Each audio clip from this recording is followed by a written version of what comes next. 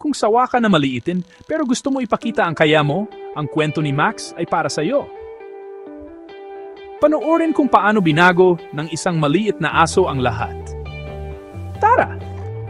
Si Max, lagi siyang inaasar ng mga kamag-anak niya, iniiwan, pinagtatawanan at hindi binibigyan ng pagkakataon. Pero hindi sumuko si Max.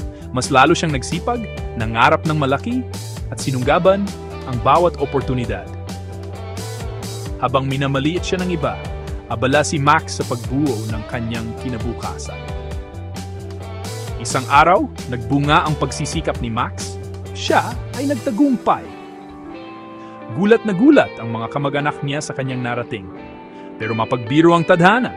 Yung mga nang-api kay Max, sila ang naiwan.